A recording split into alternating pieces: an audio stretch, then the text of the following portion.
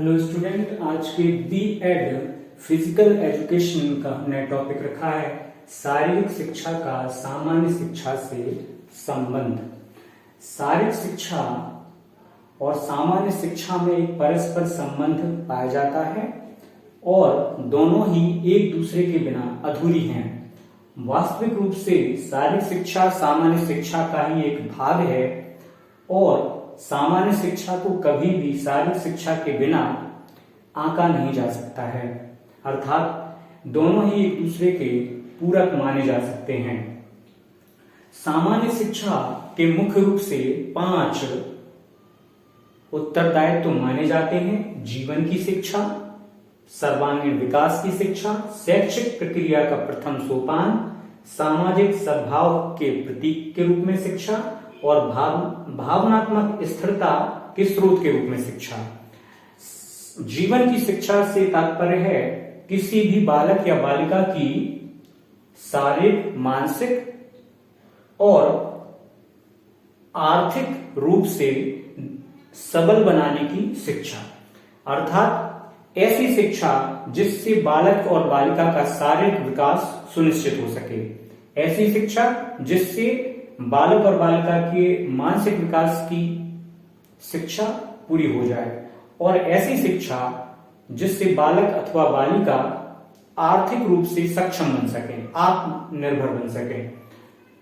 सर्वांगीण विकास से तात्पर्य ऐसी शिक्षा से है जिसमें बालक के शारीरिक, मानसिक, संवेगात्मक, मनोवैज्ञानिक, नैतिक, पर्यावरणीय, भौतिक इत्यादि प्रकार की शिक्षाओं की पूर्ति हो। जो शिक्षा व्यक्ति को नैतिक रूप से उज्जवल नहीं बनाती है उस शिक्षा को पूर्ण शिक्षा नहीं माना जा सकता है। इसलिए सर्वांगीण विकास की शिक्षा से तात्पर्य है व्यक्ति के शारीरिक, मानसिक, आर्थिक और नैतिक विकास से संबंधित शिक्षा की पूर्ति।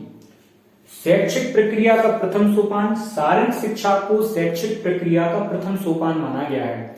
जब तक व्यक्ति शारीरिक रूप से स्वस्थ नहीं होगा वह मानसिक रूप से अपना कार्य करने में सक्षम नहीं हो पाएगा और वह यह भी नहीं समझ पाएगा कि कोई दूसरा व्यक्ति उसे मानसिक रूप से, शारीरिक रूप से या आर्थिक रूप से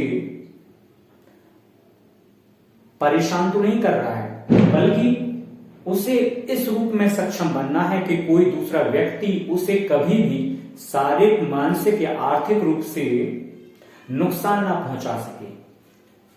इसीलिए इसे सर्वांगीण विकास की शिक्षा कहा गया है और इसीलिए इसे शैक्षिक प्रक्रिया के प्रथम सोपान के रूप में भी शारीरिक शिक्षा को रखा जाता है। सामाजिक सद्भाव की प्रतीक के रूप में शिक्षा, शारीरिक शिक्षा और सामान्य शिक्षा का वह रूप जो समाज में सद्भाव की भावना का विकास करे, लोगों के बीच में ऐसे मत का प्रचलन करे कि कोई भी व्यक्ति दूसरे व्यक्ति से धर्म, जाति, क्षेत्र, भाषा, वेशभूषा, खान पान, संप्रदाय, बोली, भाषा इत्यादि के नाम पर और वस्त्र इनके नाम पर भेदभाव न करे। हर व्यक्ति दूसरों के प्रति सद्भावना का प्रचार प्रसार करे, दूसरों के प्रति नफरत और अनैतिक व्यवहार का पालन ना करे बल्कि उनके साथ नैतिक व्यवहार का पालन करे, उनके साथ सदाचार का व्यवहार करे। तभी हम सामाजिक सद्भाव के प्रतीक के रूप में सामान्य शिक्षा को ग्रहण कर पाएंगे। भावनात्मक स्थिरता के स्रोत के रूप में शिक्षा से तात्पर्य है व्यक्ति की भावनाओं पर नियंत्रण प्रदान करने वाली शिक्षा। अगर व्यक्ति विपरीत स्थितियों में अपनी भावनाओं में खो जाएगा, बह जाएगा, तो वो उचित रूप से सही निर्णय नहीं ले पाएगा, जिससे कि उसकी उन्नति रुक सकती है या बाधित हो सकती है। तो हमें ऐसी शिक्षा से तात्पर्य है यहाँ पर कि व्यक्ति अपनी भावनाओं पर नियंत्रण प्राप्त करे, चाहे वह काम हो, क्रोध हो, लोभ हो, मद हो, मोह हो या मत्सर हो। ये विभिन्न प्रकार के संवेग हैं जो व्यक्ति को जीवन भर प्रभावित करते हैं। तो व्यक्ति को अपनी भावनाओं पर नियंत्रण, स्थिरता प्रदान करने के रूप में इस शिक्षा को ग्रहण करना चाहिए। अगर हम शारीरिक शिक्षा का सामान्य शिक्षा से संबंध देखें तो कुछ प्रमुख पश्चिमी विचारकों ने अपने विचार सामने रखे हैं।